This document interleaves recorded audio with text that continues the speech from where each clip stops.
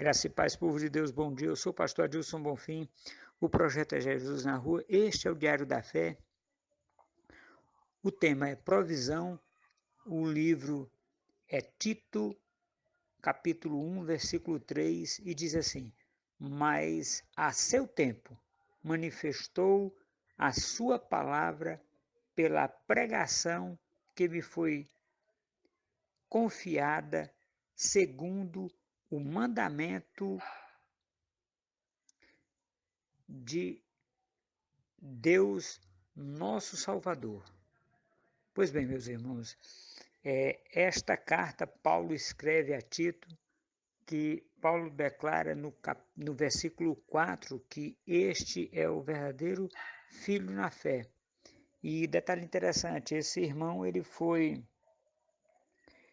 bastante importante dentro da perspectiva das viagens de Paulo, haja visto o fato dele ter deixado esse rapaz em uma parte da viagem, e esse irmão ficou estabelecendo presbíteros nas igrejas, que para nós hoje, meus irmãos,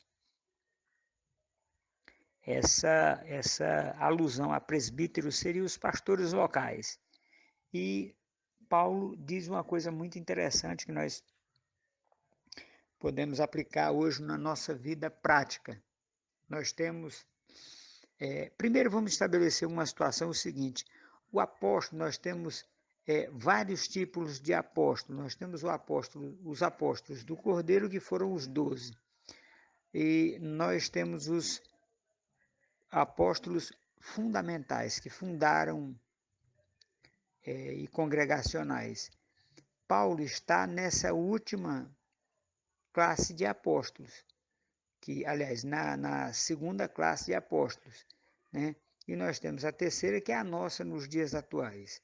Porque, na realidade, a função de apóstolo é aquele que funda igrejas, porque, na realidade, é o seguinte: a função do apóstolo hoje é qual? Ele toca sempre foi assim, desde que Jesus Cristo instituiu, mas ele toca nas 4 unções, né? Que é de quem? É do mestre, do pastor, do evangelista e do profeta. Então o apóstolo ele faz isso. Ele implanta a igreja e age nela como pastor, como evangelista, como profeta e como mestre, trazendo ensino e doutrina àquela igreja que está sendo criada. E hoje nós temos exatamente isso. Quando Paulo fala, mas a seu tempo manifestou a sua palavra pela pregação que me foi confiada. Isso Paulo falando, segundo o mandamento de Deus, nosso Salvador. Então, dentro dessa perspectiva, meus irmãos, hoje quando Paulo se refere a Tito aqui, ele está se referindo ao filho dele na fé. E a pessoa a quem ele confiou o está estabelecendo igrejas, e está treinando esses pastores que naquele tempo não tinha essa palavra pastor, tanto é que o irmão de Jesus Cristo, ele foi o dirigente da igreja de Jerusalém, né? E aquele companheiro que foi o dirigente da igreja depois da morte de Jesus Cristo foi irmão dele, né? E nós ficamos assim trazendo para a nossa situação de hoje, meus irmãos. E nós temos hoje a palavra que estabelece igreja, que estabelece doutrina, que estabelece aquilo que nós precisamos como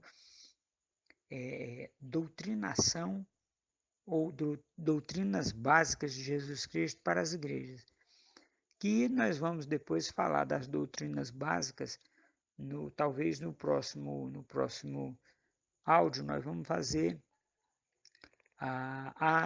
falar sobre as doutrinas básicas que está lá no livro de Hebreus, capítulo 5 e 6. Fala das doutrinas básicas de Jesus Cristo, para que não se ponha outro fundamento. Paulo foi muito feliz quando ele trouxe essa situação de que nós não podemos colocar outro fundamento que não seja Jesus Cristo. Por quê? Porque o mandamento de Deus, nosso Salvador, é que nós preguemos a palavra a tempo e a fora de tempo. Aí o Paulo diz, mas a seu tempo manifestou a sua palavra pela pregação que me foi dada, Paulo falando, me foi confiada segundo o mandamento de Deus, nosso Salvador. Aqui, meus irmãos, ele faz uma alusão clara à questão de Deus sendo o Filho de Deus e ele um emissário de Jesus Cristo aqui nessa terra. E como apóstolo que ele é, Paulo escreveu mais cartas do que todos os outros homens que escreveram a Bíblia. Paulo escreveu 13 cartas e os outros escritores, quem escreveu mais cartas foi João e Moisés. Que Moisés escreveu o Pentateuco, são 5 livros, e João, o apóstolo, escreveu 5 cartas também. Mas Paulo escreveu, extrapolou esse limite, trazendo a doutrina que nós temos, trazendo aquilo que Jesus Cristo estabeleceu para a igreja, como direção e ordenação para a igreja.